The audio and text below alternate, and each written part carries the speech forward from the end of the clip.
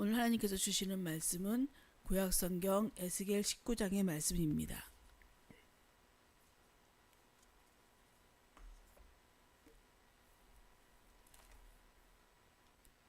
구약성경 1176쪽쯤에 있습니다. 에스겔 19장 1절에서 14절까지의 말씀을 저와 한 절씩 교독하겠습니다. 너는 이스라엘 고관들을 위하여 애가를 지어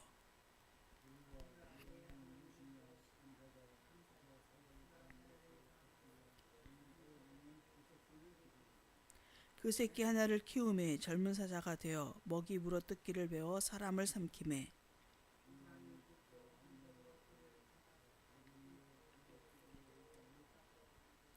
암사자가 기다리다가 소망이 끊어진 줄을 알고 그 새끼 하나를 또 골라 젊은 사자로 키웠더니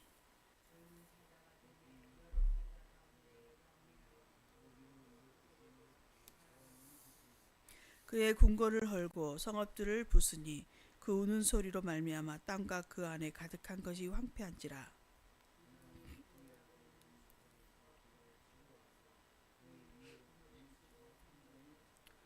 우리에 넣고 갈고리를 꿰어 끌고 바벨론 왕에게 이르렀나니 그를 옥에 가두어 그 소리가 다시 이스라엘 산에 들리지 아니하게 하려 함이라.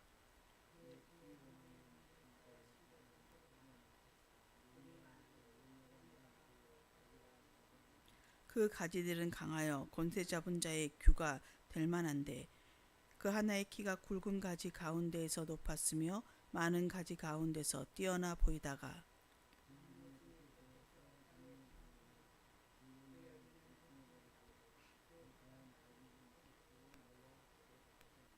이제는 광야 메마르고 가물이 든 땅에 심어진 바 되고 불이 그 가지 중 하나에서부터 나와 그 열매를 태우니 권세 잡은 자의 규가 될 만한 강한 가지가 없도다 하라. 이것이 애가라. 후에도 애가가 되리라. 아멘. 할렐루야. 오늘도 주의 말씀으로 하루를 열어가시는 모든 성도님께 주님의 크신 은혜와 사랑이 가득하시기를 소망합니다. 오늘 우리가 읽어 나가야 할 성경 말씀은 에스겔 19장부터 28장까지 말씀이며 이 시간 살펴볼 말씀은 에스겔 19장의 말씀입니다. 주의 말씀의 은혜가 충만하시기를 소망합니다. 에스겔 19장은 한 나라의 비극을 노래하는 애가입니다. 하나님을 떠난 공동체가 어떻게 몰락하는가를 보여주는 영적 진단입니다. 본문에서는 이스라엘의 지도자들을 암사자와 포도나무에 비유하며 이스라엘 민족의 몰락이 지도자들의 죄 때문임을 밝히고 있습니다. 이 장은 하나님의 공의와 자비의 심판이 궁극적으로 회복의 소망을 품고 있음을 주장하고 있으며 또한 이 심판이 하나님의 주권에 있음을 나타내고 있습니다. 더불어 현대 교회와 사회에 정의와 회복의 책임을 주고 있는 말씀입니다. 먼저 1절에서부터 9절은 유다를 암사자로 그 왕들을 새끼로 비유하며 이들이 강력했으나 파괴적인 행동으로 인해 이방 민족의 사로잡힘을 표현하고 있습니다. 이는 유다 지도자들의 불의한 통치와 그로 인한 유배를 강조하고 있는 것으로 1절에서는 이들을 위한 애가를 지어 부르라고 하나님은 명령하고 계십니다. 이 애가는 사랑의 노래가 아닙니다. 우리가 아가서를 애가라고 부를 수 있는데 그것은 사랑의 노래지만 여기에 나와 있는 예레미야 애가처럼 슬픈 비애의 노래를 부르라고 하는 것입니다.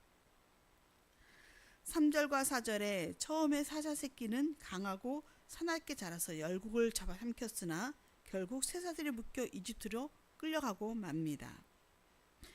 이는 여호와스를 가리키고 있습니다. 또 5절에서부터 9절에 보면은 두 번째 사자도 강하게 성장했지만 그 역시 바벨론에 사로잡혀 옥에 갇히고 맙니다. 이는 여호와긴 혹은 시드기야로 이해가 되고 있습니다. 이스라엘의 왕들은 하나님을 믿고 따르는 것이 아니라 세상의 가치관을 추구하며 세상의 권력 그리고 이방의 우상 숭배 등 세상의 잘못된 것들을 따름으로써 백성들도 잘못된 길로 인도하고 말았습니다.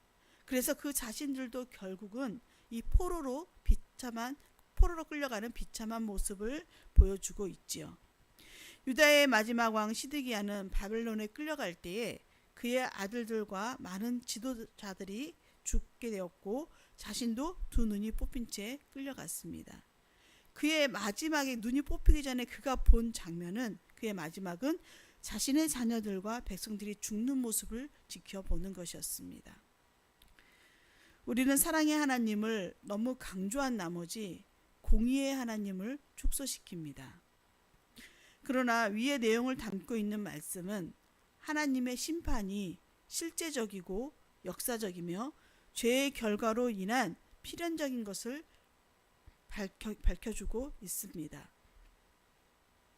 10절에서부터 14절은 유다를 물가에 번성하던 포도나무로 묘사하며 하나님의 심판으로 뽑히고 불타는 비극을 보여줍니다. 이것은 다윗 왕조의 영광이 끝나고 열매 맺지 못하는 상태를 표현하고 있는 것이죠. 물가에 심겨진 포도나무는 이스라엘의 축복을 상징합니다. 한때는 번성하고 가지가 많은 포도나무처럼 하나님의 은혜를 누렸지만 하나님의 심판으로 이제는 말라버리고 불에 타버리고 또 왕권을 상징하는 그 지팡이도 꺾여서 다시는 강한 지도자가 나오지 못하게 됨을 보여주고 있습니다. 11절 상반절을 보면 권세 잡은 자의 규라고 표현이 되어집니다. 이 권세 잡은 자의 규는 유다 왕들이 하나님의 축복 속에서 큰 권세를 가졌음을 나타내고 있지요. 또 11절 하반절에는 그 하나의 키가 굵은 가지 가운데서 높았으며 많은 가지 가운데서 뛰어나 보이다가 라는 표현을 쓰고 있습니다. 이는 시드기야 왕을 묘사하고 있는 것입니다. 12절에서 13절에는 그 시드기야 왕이 처한 상황을 나타내주고 있는 표현입니다. 이 12절의 말씀을 통해 하나님의 심판이 단순한 경고가 아니라 실제함을 드러내주고 있음을 우리는 보고 있습니다. 이는 하나님 나라의 본질은 통치의 번영이 하나님께 대한 순종에 달려있다는 것을 밝혀주고 있는 것이죠.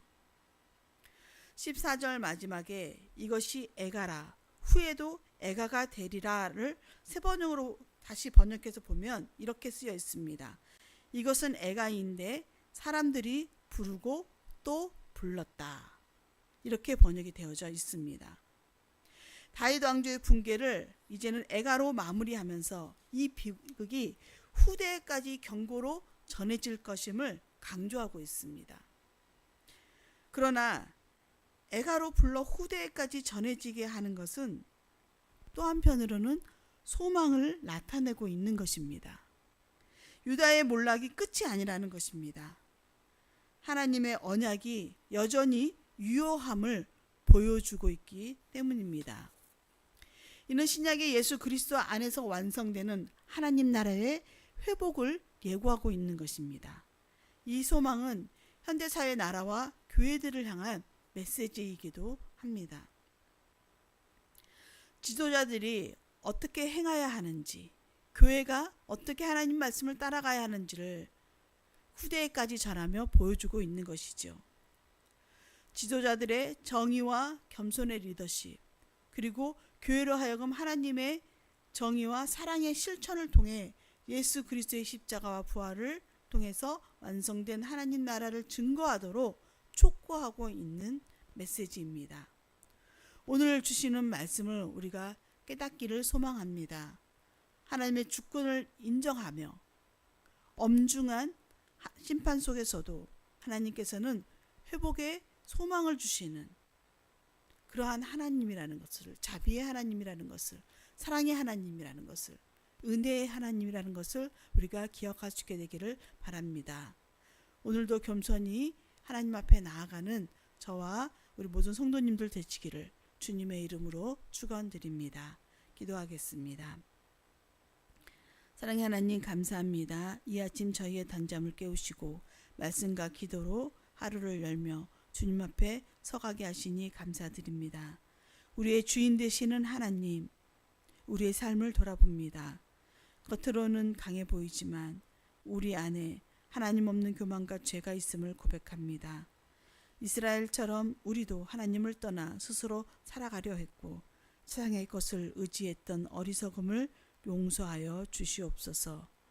우리의 마음을 다시 주께로 돌이키게 하시고 우리 삶의 뿌리가 하나님께 깊이 뿌리내려 살아갈 수 있도록 인도하여 주시옵소서.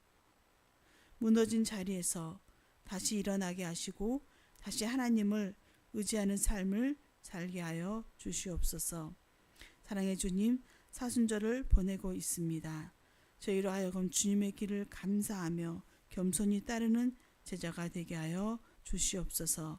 이 나라 이 민족을 기억하여 주시고 하나님의 뜻 가운데 통치하여 주시어서 하나님의 귀한 선한 영향력이 이 나라에서도 흘러가게 하여 주시옵시고 지금도 전쟁 중에 있는 중동의 전쟁 속에 개입하여 주시며 하나님 하루빨리 전쟁이 종식되어지고 많은 무고한 생명의 희생들이 더 이상 발생되지 않도록 또한 그들에게 위로와 소망이 되도록 주께서 함께하여 주시옵소서.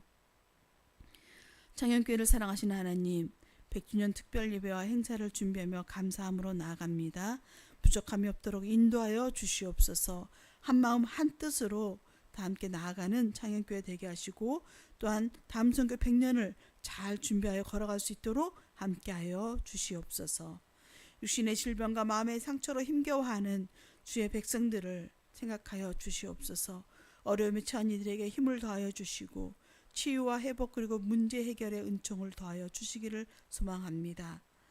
우리의 다음 세대를 기억하여 주옵시고 우리의 신앙이 말로만 전해지지 아니하고 삶의 본으로 남게 하시며 믿음의 유산으로 이어지게 하여 주시옵소서. 오늘도 우리 모든 성도들의 가정과 터전과 삶의 모든 영역을 주관하여 주옵소서. 삶의 현장에서 주님의 영광을 드러내며 살아가게 하옵소서. 이 모든 간구 우리를 구원하여 주신 예수 그리스도의 이름으로 간절히 기도드리옵나이다. 아멘.